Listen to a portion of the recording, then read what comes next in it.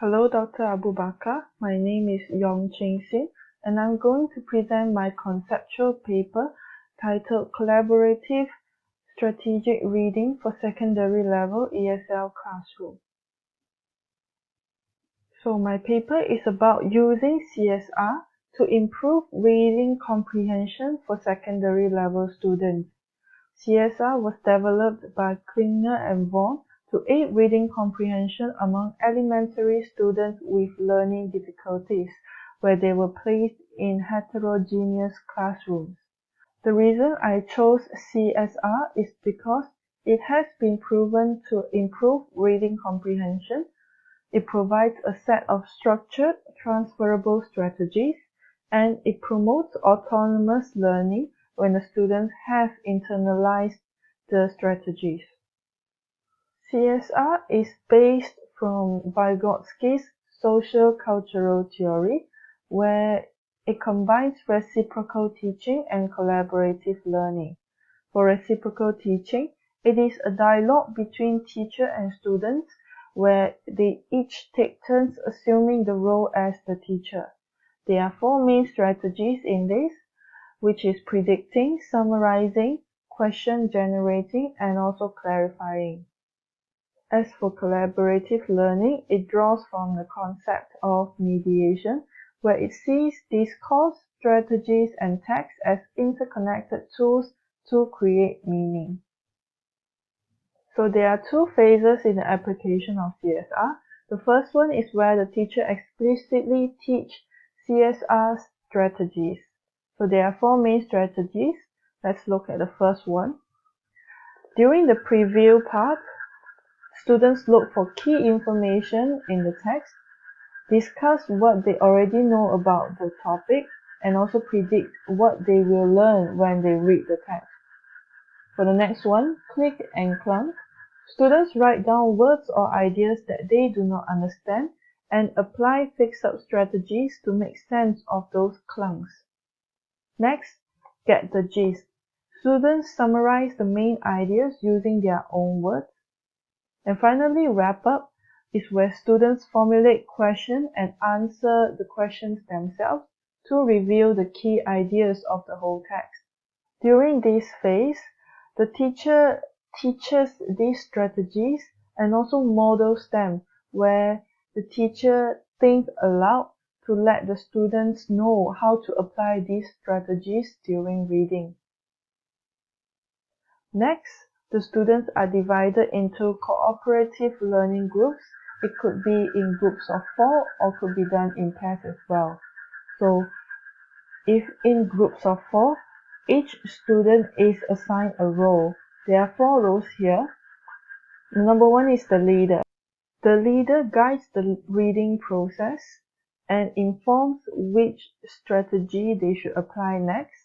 The clunk expert uses the clunk cards which contain fix-up strategies to figure out the clunks. The gist expert guides the group to get the gist of the text and also decides on which is the best. And finally, the announcer calls the group members to share their ideas or read a specific part of the text. During this phase, the teacher's role is to facilitate strategy use and meaning construction, offer feedback, and also join in conversations in different groups.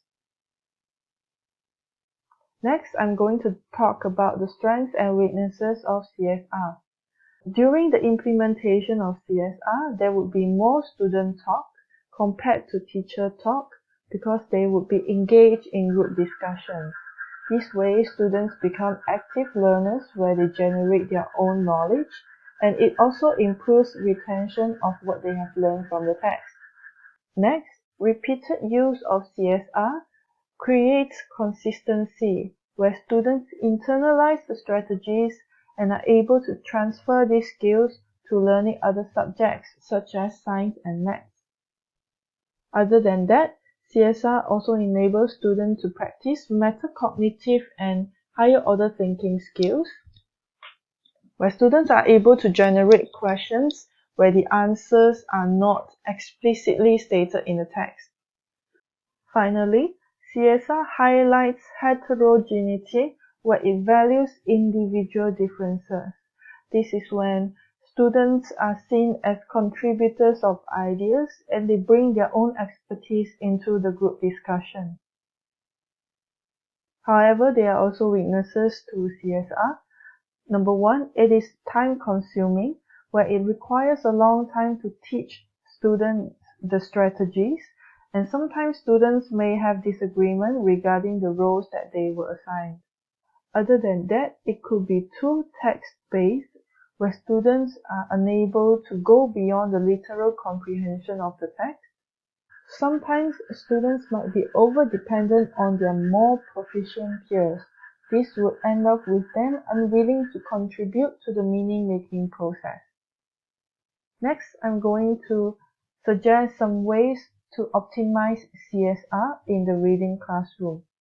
To capitalize on the strength, teachers should use CSR for all types of reading, including expository text and also narrative text. This could help students practice transference and create a sense of consistency in reading classrooms. Next, teachers should also encourage students to generate questions which involve higher order thinking skills during the wrap-up process.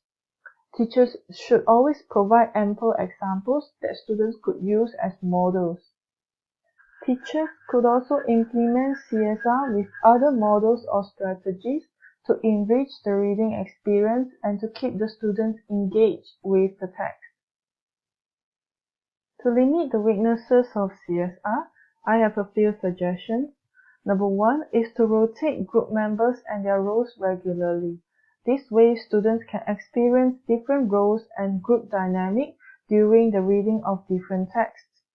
Other than that, teachers should also provide cue cards for students to remind them of the strategies and roles.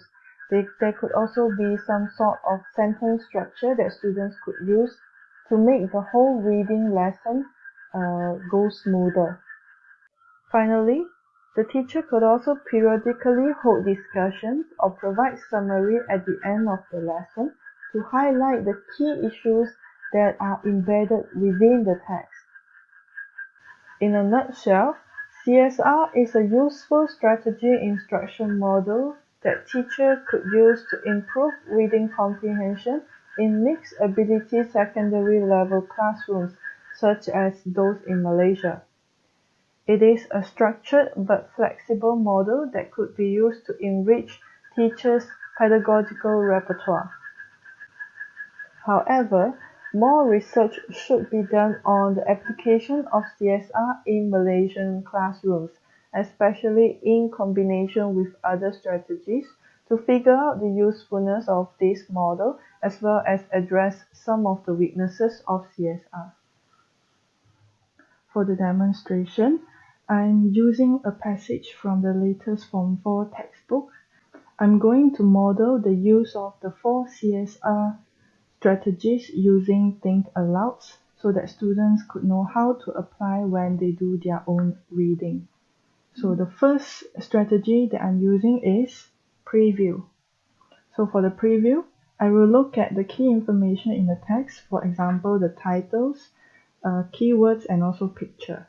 So from here, I can see that these 3 are the possible titles for this passage.